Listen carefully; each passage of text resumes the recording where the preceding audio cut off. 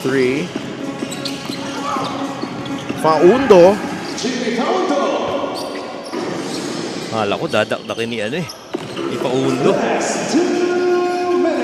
Final 2 minutes of this ball game.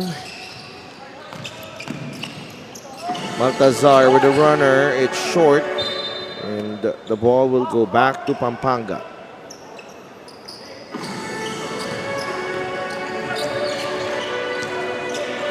And the Giant Lanterns scoring 29 points here in the fourth quarter. 45 dun sa third. Eh, talagang binuhos nga naman nila. Yung after nila mag-give up ng 12 more points in the third quarter to the Parañaque Patriots. Enough na parang naging 4 na lang yata yung lamang nun eh. That's the closest they've gotten. Oh, this is actually game 396, Coach Mike.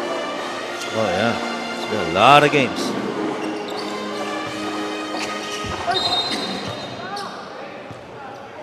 Anong tawag natin dito? Anong tawag dito? Mukhang may foul pa siya. Shaq Alanes. Yeah.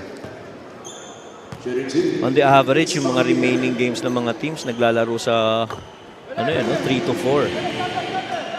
Commissioner Kenneth Duremdes is here.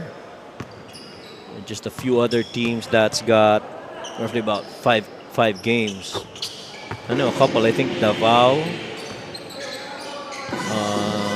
I think Rizal. Those two.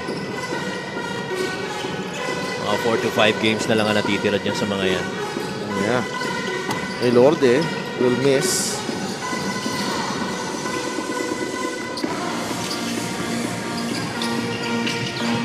Inside, nabitawan ni Pangilinan. GP puts it in.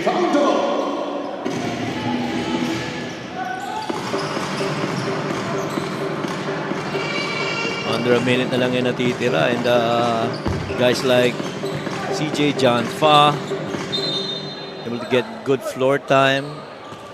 Kailangan nila yan. Yes.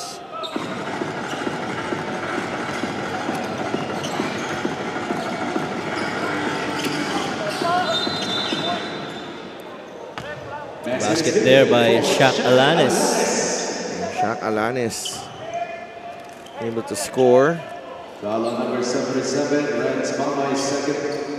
Bonus Victor Shaq Alanes.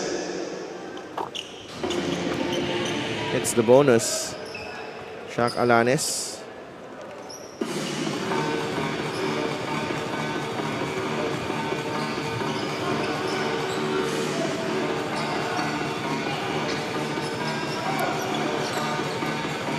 Normal will shoot the 3 and hit. 135 to 78.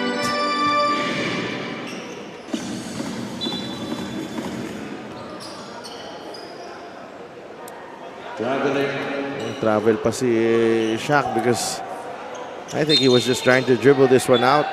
Oh yes. Nahawakan na lang ni John Nermal ang bola. That should do it here.